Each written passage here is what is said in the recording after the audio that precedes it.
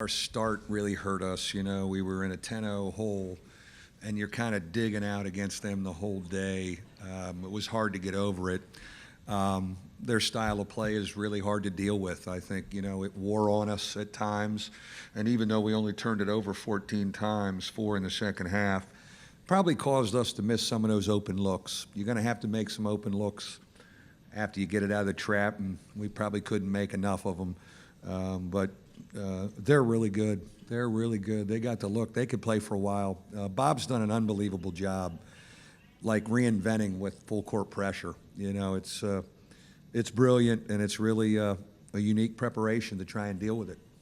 It's like Steve said, the shots we got were pretty good ones. We had a little runner in the lane, VJ with a 10-footer on the baseline, and I don't know. I think we were awake and ready to play.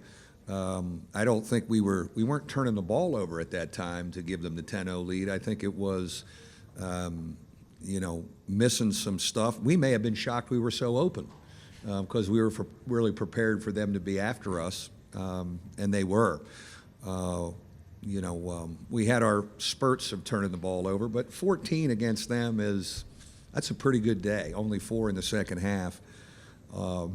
But you got to make a few over the top of it. And your question, I thought was, I didn't expect them to shoot it from outside as well. I thought we could play a little more zone and make them make more threes.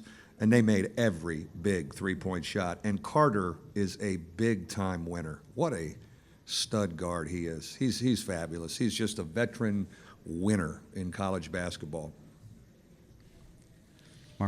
Mark Herman from Newsday, New York. I was interested, you said that how Bob kind of reinvented the full. How is it different? How did he reinvent this? Well, this is the first, and we played West Virginia a bunch back in the old Big East days. Bob and I were actually talking about how we missed those days. But they were not a full court pressure team then. They played a little bit of the 1-3-1 you saw, but they were still grinding you and posting you and pounding on you on offense. But I think, going into a new league, I thought it's a brilliant move by Bob, who's a brilliant coach, obviously, to put together a style of play that everybody really has to adjust to in league play.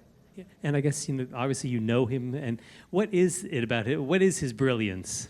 Well, this guy's been winning for a long time at a lot of places.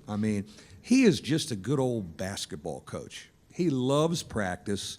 He loves to go in and talk X's and O's. He's one of those guys that just loves talking hoops. And they've got a great culture about their program now, and they've found a heck of a niche in the Big 12.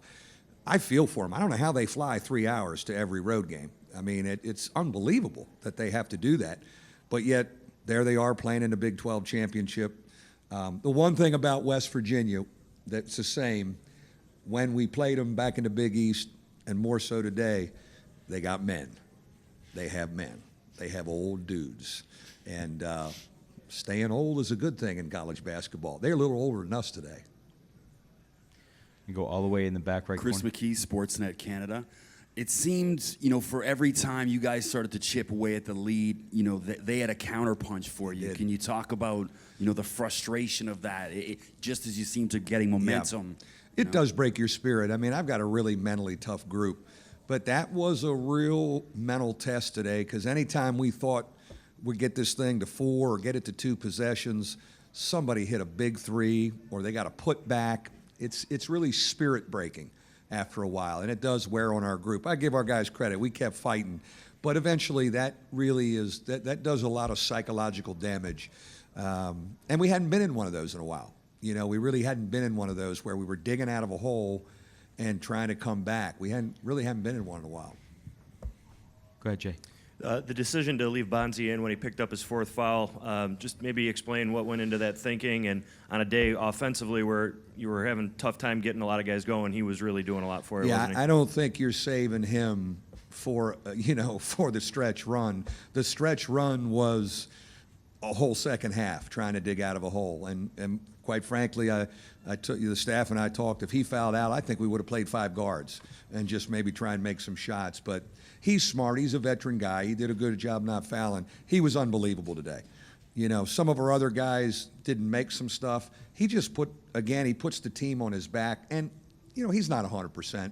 that ankle's bothering him. I mean, just that's one of the great performances, just trying to carry a team on a bad wheel. But, yeah, there's no such thing as taking them out with 4 because we're either going to get it now or we're going to get beat by 20.